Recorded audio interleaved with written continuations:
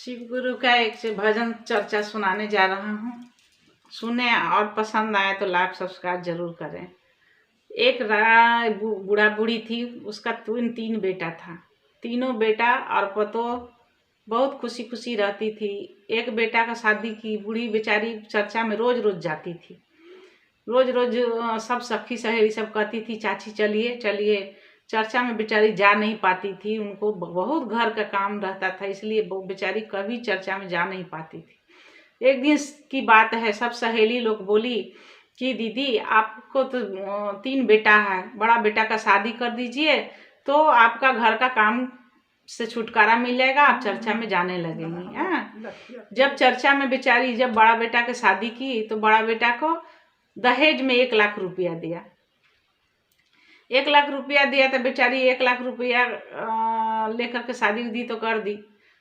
फिर भी बेचारी बड़ी बहू जो थी बोली चर्चा में जाने के लिए, तो खूब बोलने लगी, डांटने लगी। बेचारी डर से जा नहीं पाई। फिर दूसरा लड़का को शादी की, दूसरा लड़का को 2 लाख दहेज मिला। तीसरा लड़का को फिर शादी की, 3 लाख दहेज मिला।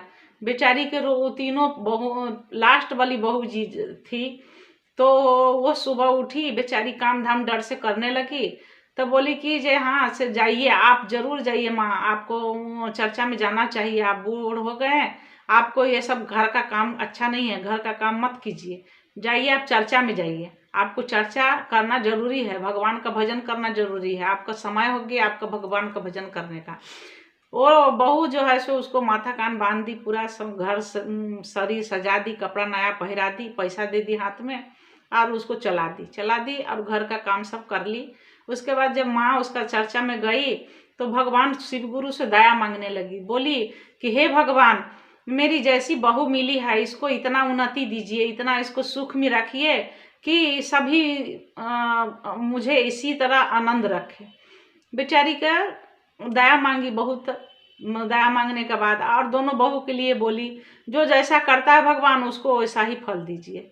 दोनों बहू एकदम गरीब हो गई और छोटी वाली अमीर हो गई।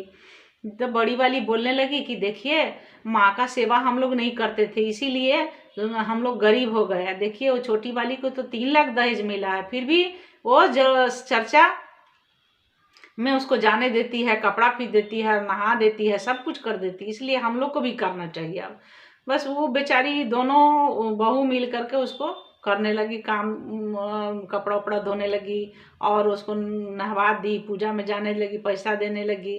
फिर गई बेचारी तो शिव गुरु से बोली कि हे गुरु, इस अज्ञानी दोनों बहू को ना माफ कर दीजिए, क्षमा कर दीजिए, आपसे मैं बार बार यही आपसे भीख मांगता हूँ, इसको दोनों को क्षमा कर दीजिए, सद्बुद्धि दे दीजिए और भगवान इसको भी उसी तरह भला कीजिए, क्योंकि मेरे ही सब संतान हैं, अच्छा बुरा सब मेरे ही संतान है।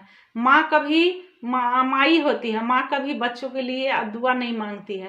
भगवान मैं जो कहा उसको लौटा दीजिए, मुझसे क्षमा, मैं आपसे क्षमा मांगती हूँ, उसके लिए भगवान कुछ कीजिए, शिव गुरु उसके लिए भी कुछ कीजिए। इतना कहकर भगवान से दया मांग कर चली आई बूढ़ी माँ।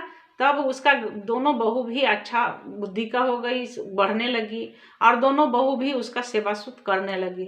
भगवान इसी तरह सबको ज्ञान दे और सबको भला करे, इसी तरह सबको अच्छा रखे और सुखी रखे। धन्यवाद।